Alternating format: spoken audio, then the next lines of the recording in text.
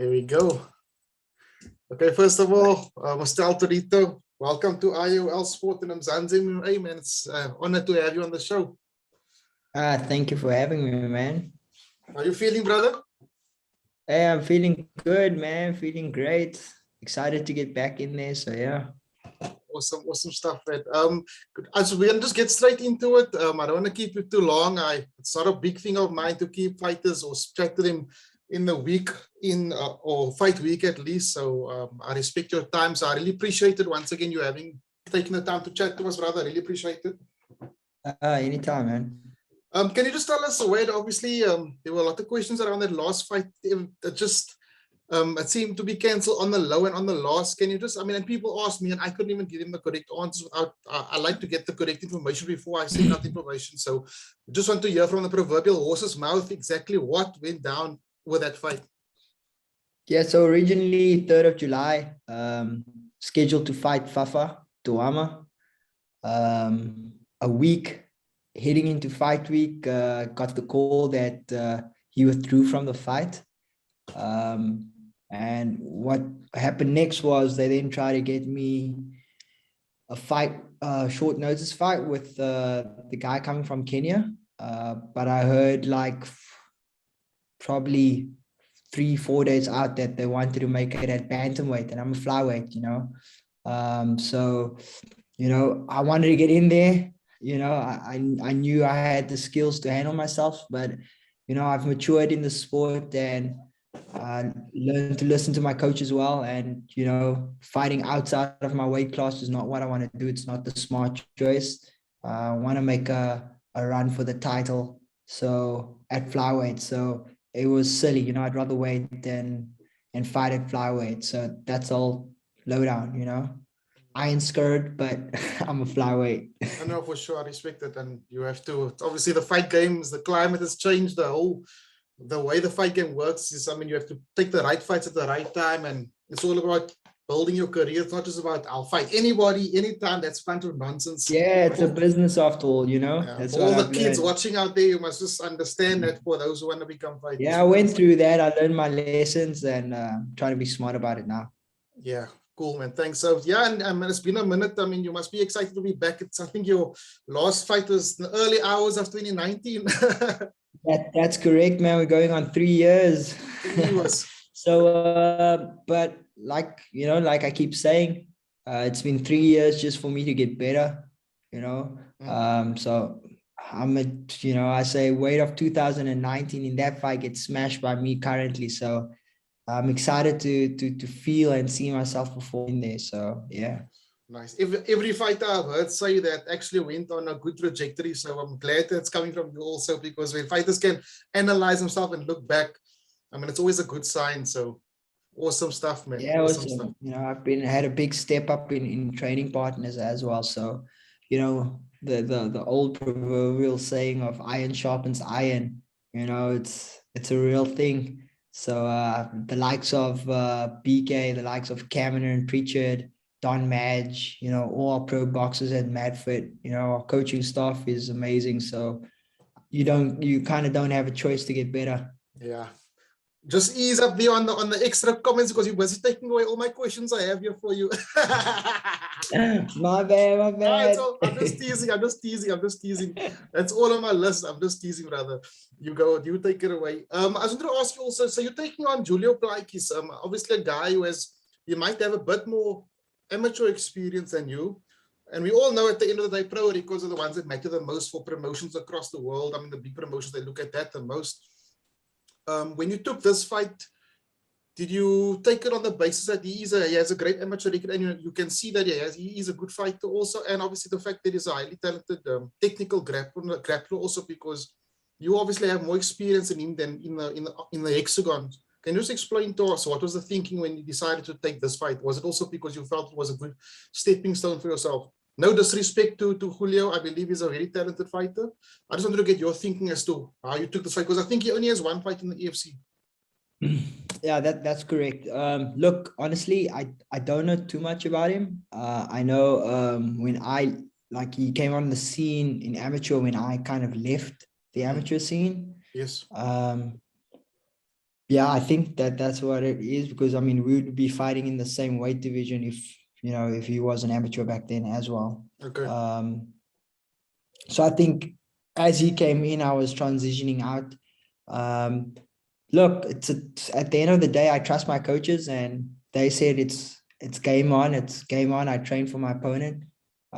Look, I believe, back, I think when we last spoke, probably told you about all, like, there's levels in this game, and For sure. the guys in the top tier, there's levels to that. But I truly believe I'm at that level now, so I truly believe I'm up there.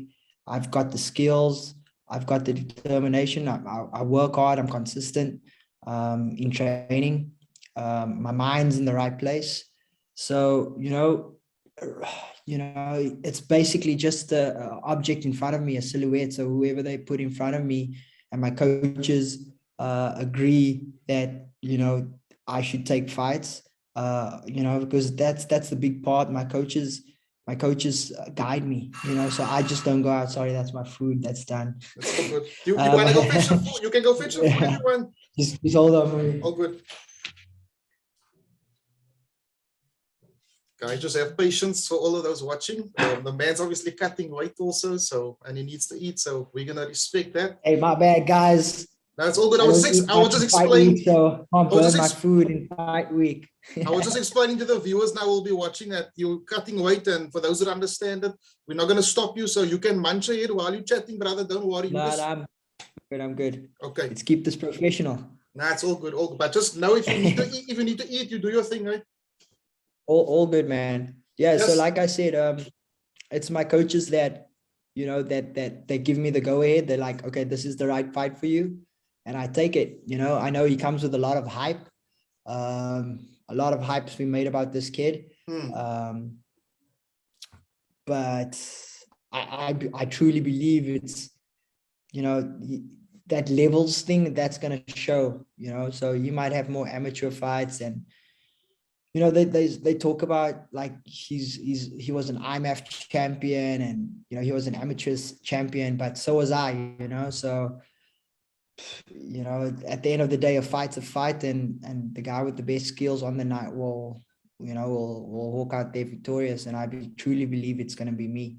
Okay, cool. And then also, you obviously confirm now that you're going to stay at flyweight. That's where you're going to focus your energy. Yeah, that's correct, man. It's crazy. Like, people don't understand. It might be like 4 kilos to bantamweight, but the guys are big up there, and I have a small stature. I'm a short guy. So flyweight's my home. Flyweight's, where I belong. Cool. And I think, and once you obviously walk into the cage also, and once obviously everything is going according to plan, you're eating, your recovery, your dieting and nutrition. I mean, I think you can be a very big, obviously you might be short, but for those who haven't seen you in real life, you're actually quite a big guy for your height. So, that could play in your advantage also. Yeah. I consider myself a grinder. So I take it I'm quite physically strong. It's one of my attributes, strong and fast. Yes. And, I've always, relied on my jiu-jitsu and things like that. But, spending some time with Biko, you don't have a choice but to adapt and get good at wrestling. Otherwise, there's a saying, Bokang Airways, so if you don't want to take that flight too many times, you got to learn how to wrestle with him, so, and he's one of the best in the world, ranked number 3 in the 1FC. So, I trade punches and I grapple on a daily with BK. So, I'm basically grappling with the best in the world. So, I'm confident in my ability. I know there's a lot being made about Julio's grappling, but if whoever knows me, I'm a grappler as well, so yes. And the other thing people don't realize is that most of my fights has gone to the ground. No one's actually had a chance to see me standing, and some people might be surprised to see what I do with my hands. My last fight against Octavio, I know it's a while ago, but I threw one combination which I dropped him with, which then went to the ground. So I do feel if there's more time spend on the feet, you know, they might see something special as well.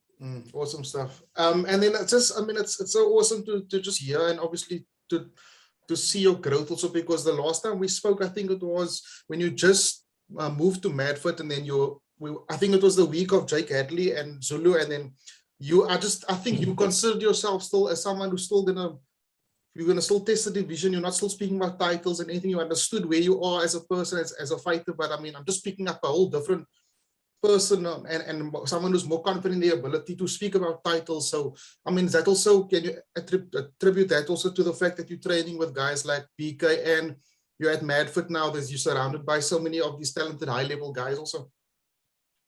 Yeah, of course. You know, if you haven't fought the best or train with the best, it's kind of hard to gauge what your level's at, where your level's at, you know. And I mean, training with these guys and actually realizing that you can actually hang with the best, you know, you kind of realize that, oh my word, I'm actually up there, I can compete with the best. So I think through that, and you know, Coach Matt, we always joke about it. He says the first few months in the gym, he always told me I was going to be the next flyweight champ. And I always looked at him and say, hey, coach, don't joke like that, you know? And now I joke with him. I always tell him, now, coach, I'm coming for all those belts. So, you know, so definitely others believed in me before, but now I'm starting to really believe in myself that I have the ability and I have the skill to get it done. For sure, that's awesome stuff, Wade, man. And then also just tell the viewers also, in terms of what are your goals? I mean, I know you're also a very career-oriented man. I appreciate that. I see all your, judging by your posts, family man, you and your wife. I mean, you guys are very focused also, and I mean, it's a nice thing to see, especially for our youngsters.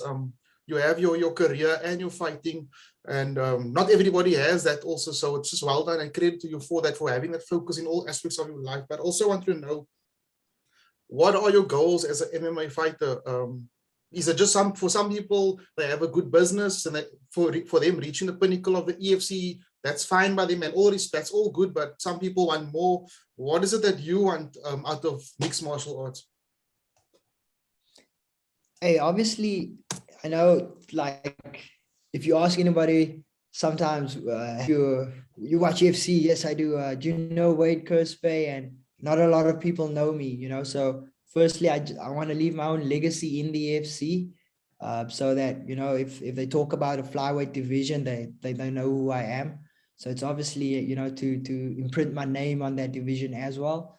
And then, you know, I'll ride this horse as far as it takes me, you know. So like you said, I have a job and I don't really need to fight, you know, because I'm fine. I do this because I love this, and I always wanted to be a professional athlete. And, you know, it strangely enough, it came through MMA, or weirdly enough, it came through MMA that I found myself that I was actually talented in fighting, which is very weird for me, which I hate conflict. So finding it in fighting is quite surprising, you know. So, yeah, man, I'll take this and I'll ride this horse as far as it goes, as far as it can take me, you know, God willing, and, you know, make sure I have no big injuries and things like that. And obviously looking after my health, I'll go as far as I can go.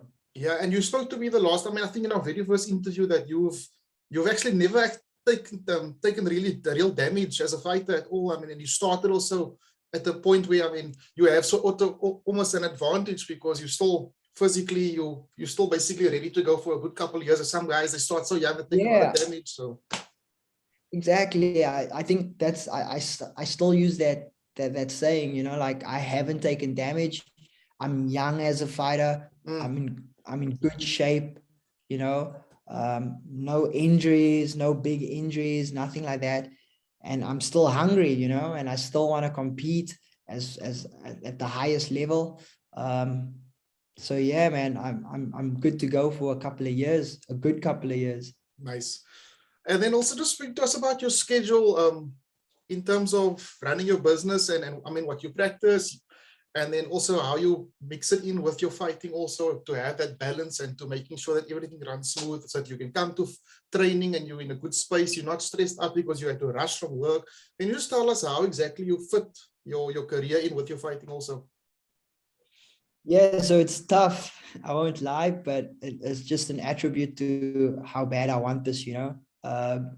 What you just said now about rushing from work to get to training, that happens on a daily. Okay. So obviously things change for fight camps. That's the nice thing about working for myself, is that I can schedule my patients depending on, you know, how my camp looks.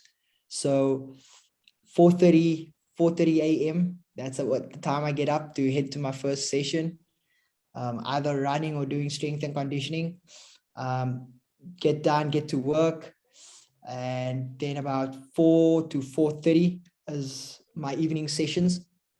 And through the week, I'll have either 3 sessions per day or 4 sessions per day, excluding a Friday and a Saturday, which is 2 sessions on a Friday, and then obviously 1 session on a Saturday, and rest on a Sunday, or a round of golf on a Sunday, one of the two. Lekker, lekker. Is that to the round of golf with Mr. Kerspuy? That's with my Kerspuy senior. That's correct. Okay, awesome, awesome. And then also just getting to MADFit. I mean, I know I saw, it was probably a year or two ago, I saw Matt post a picture on social media, and it was, man, what a stable we had once upon a time. And I don't know if it was a prelude or it was a teaser, because he knew what was coming, because suddenly, I mean, there was always talented fighters, and everybody who knows Matt, he's a highly qualified and a highly skilled coach who has a lot of respect. But all of a sudden now you got Dwayne Dotso, Dylan Prosser, Wade Kerspuy, Tian Fik, Bokang Airways, Donn, Madge, so many more. That's just to mention a few now. The impact, I mean, I know you spoke about it earlier. I was teasing you taking all my questions because of the iron that sharpens iron. But I mean, can you just elaborate on how you're surrounded with so many? I mean, not a lot of athletes have the privilege of being surrounded by so many high-level athletes. And can you just explain to us how that actually elevated your game also? Yeah, talking about that, me and Coach Matt actually had a conversation about that a few weeks ago, and we said that it's crazy how things just fell into place and everyone just came together, and you know, the team got formed, young, old, experienced. We just kind of all found each other at MADFit under great leadership. Matt, Donn, Wade Hammond, Professor Hoff, you know, so we just, you know, it just happened, came all together. And I always say, you know, like when you're the baddest guy in the gym, everyone looks out for you, you know. So you're the best at striking, you're the best at grappling, you're the best at wrestling, you know. You're kind of confident heading into training all the time. And MADFit, that's not the case for me, you know.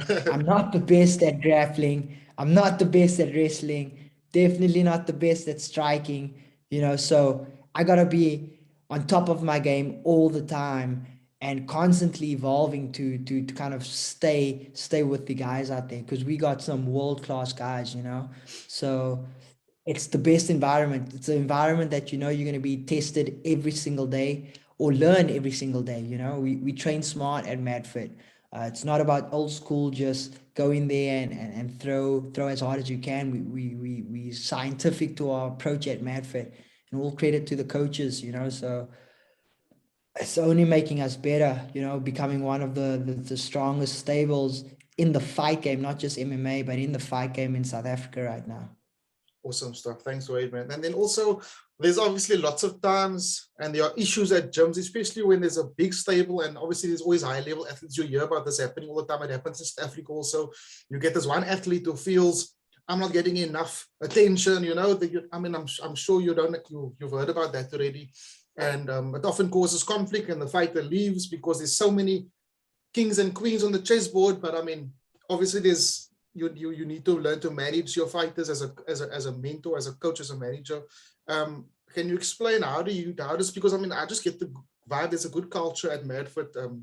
How do you guys work around that? Because like we just mentioned, you've got a lot of high-level athletes, and I mean, it's obviously must be a challenge to be able to manage. I mean, I'm not saying that there are egos, but I mean, when you have athletes of that stature also, it must be something that you need to manage properly. Eh?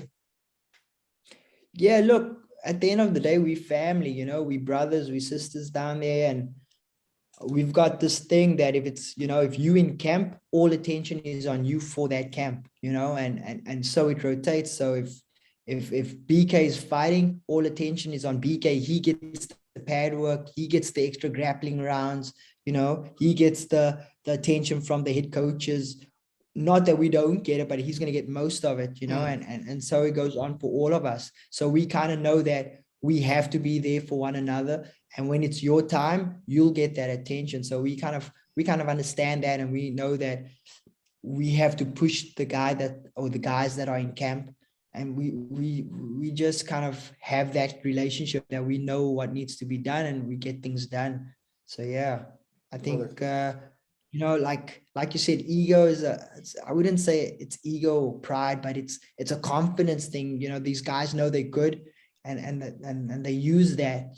So but we understand. We all fighters there. So but we also, like I said, we're family, so we know how to support each other.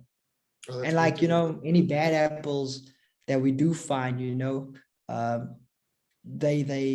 they don't like it, so they leave, but the core, the guys that has been there since day one, and the strong-minded guys that understand the system, they stick around, they hang in, and it's not like we have a fight team that just anyone goes. You kind of have to go through kind of a probation period with the coaches to kind of see if you're a good fit for the team.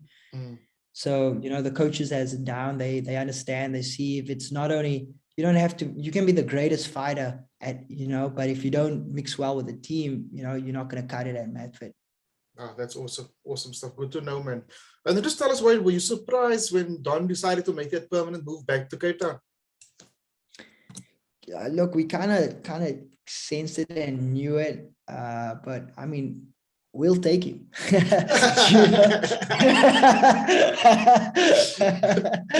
I mean, we ain't complaining. I'm not sure, but I mean, like, Richie comes down when Donn's in camp, so he spends time down here with Donn as well. So, and I mean, we got a good stable to push Donn as well.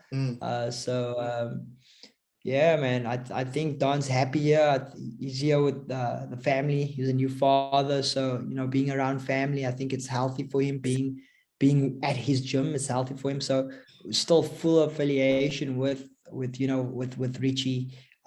So, I mean, best of both worlds, I guess. Yeah, I just want to know from you also, what does it mean to have a Cape-based athlete that is a UFC athlete? I mean, he moved now to the PFL, but I mean, he's respected as a UFC athlete, and he made that awesome move also because of it was good for his career. But I mean, because there was always a stigma or this saying or this vibe that all the high-level athletes will be based in Joburg because the culture is better there, there's more sponsors, etc., etc.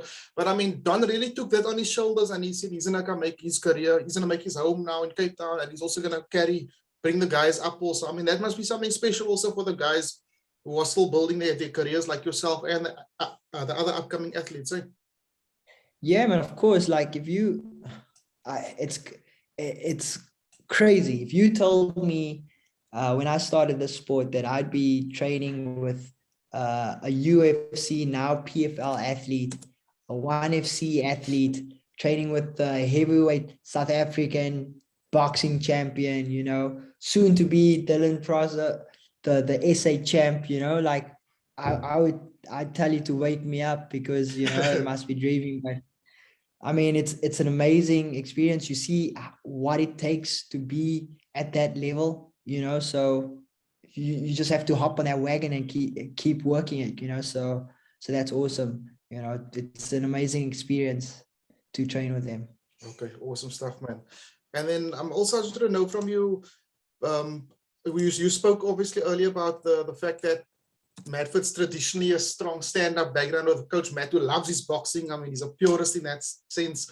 And you said now earlier you're excited to show the fans also and the people the skills that you have also honed and developed over the time now. I mean, because obviously I don't know for those the reviewers who are watching also or will be watching, that your background, I mean, your strength and your core comes from also your BJJ also and your ground game also. But I mean, I'm very excited now to see a more prepared Wade also getting into the cage now, because you spend more time with boxers. So is that also something you're really excited about laying out? Yeah, like I mean, I know, look, obviously there's this also, you're a professional athlete, so if the submission's going to come, you're going to take that. It's not like That's what I was about to say. At the end of the day, it's a fight, you know, like wherever it goes. Exactly, wherever it goes. Like, honestly, if I have to look at this fight now, and I'm gonna look at it and where can I win this fight, I can win it anywhere, you know. But I'm a cerebral fighter, I'm a smart fighter. So if the opportunity comes on the feet, if it comes on the ground, I'm going to take it, you know. There's a famous saying of athletes don't, or fighters at least, that we don't get paid overtime. So, you know, if I can leave that cage there without taking any damage, that's what I'm going to do.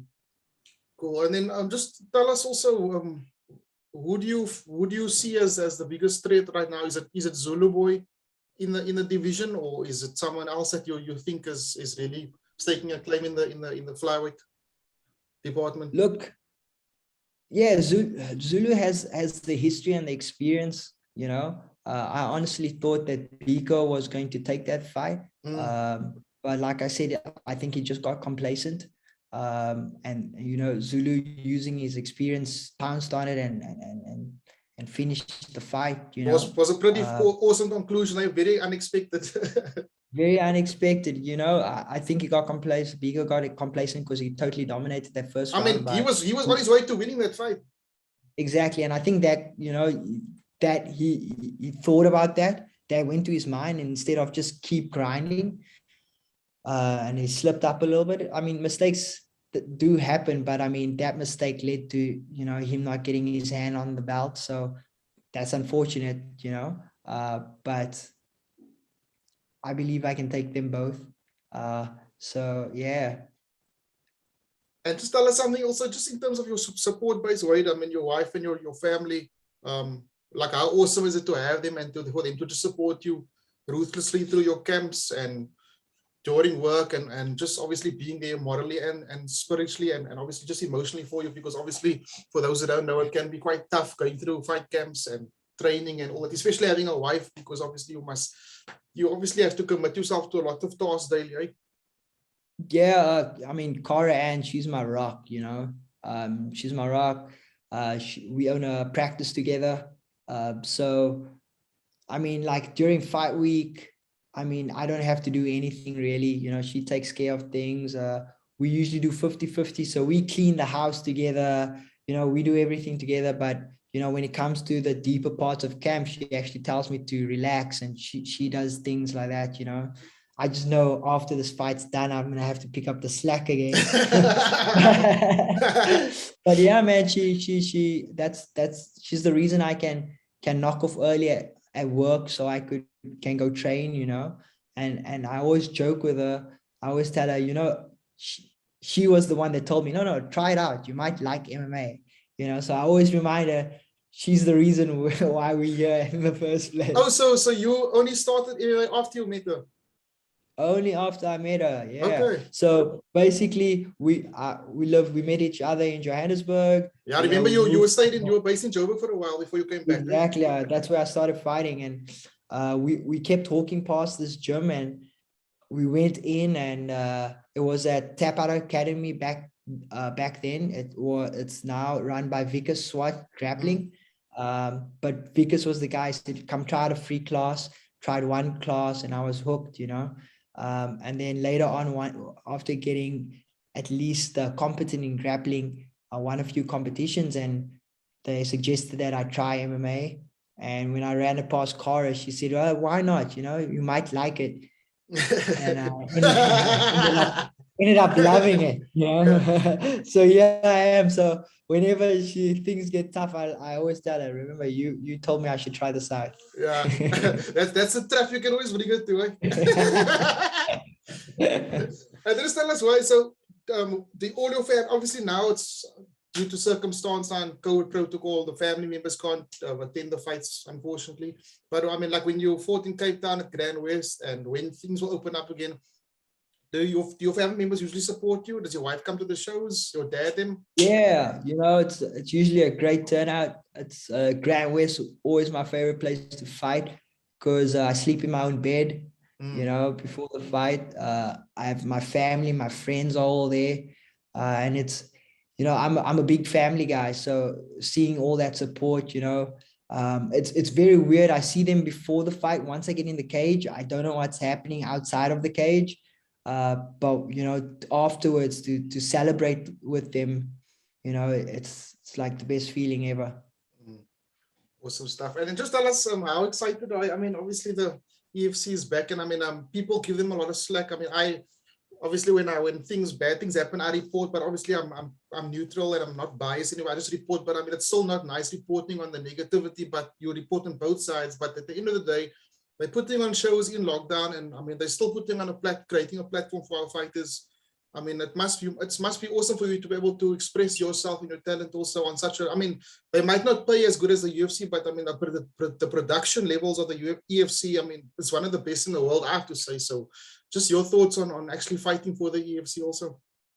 Yeah, man, it's been great. I mean, just a platform that EFC provides for us to display our skills. You know, we work hard, and they allow a format or a platform for us to showcase our skills, you know. So I mean, I wouldn't be here fighting as a professional if it wasn't for the EFC. So, you know, we have to be grateful as well, and they've done an awesome job, you know, be it marketing, you know, getting us live on TV. It's pretty awesome, you know. It makes like I said, always wanted to be a professional athlete, so kind of makes it all worthwhile.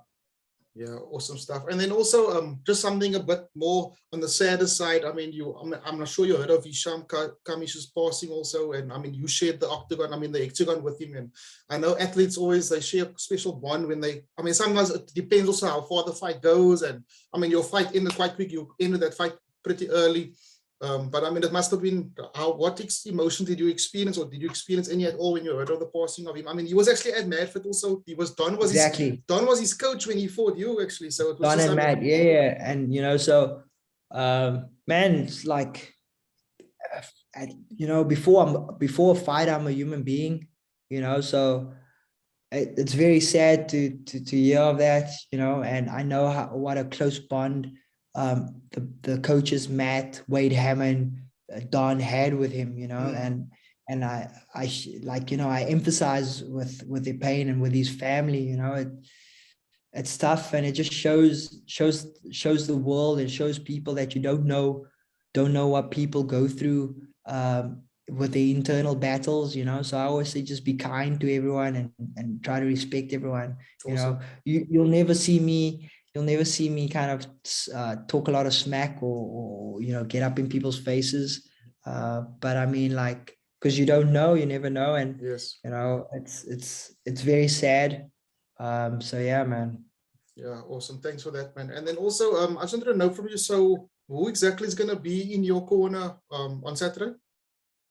Okay, due to Donn fighting as well, they're hitting up a little earlier. So BK is coming up with me, as well as Cameron Pritchard.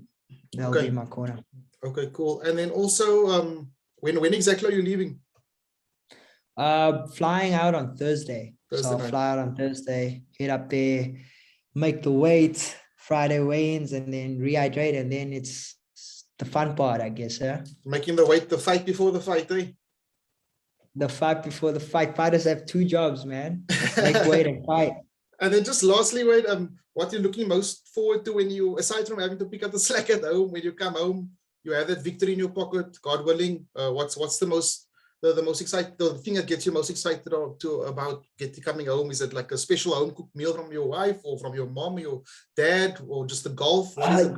Yeah, definitely pick up some golf again, because the golf had to take a bit of a back seat, you know, with the training schedule. But more importantly, you know, just spending time with my wife, Cara. I mean, she's you know, picked up a lot of slack with me being in camp. So, you know, I always like to show my appreciation, you know, take her out to a nice restaurant, you know. So, and yeah, and then obviously seeing family during fight camp. My folks live in Somerset West, and I'm all the way in Lakeside. So I don't get to see them as much as I'd like during fight camp.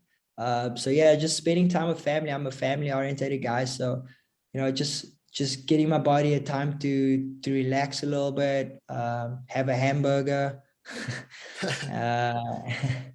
and yeah, and just spending time with my family. Yeah.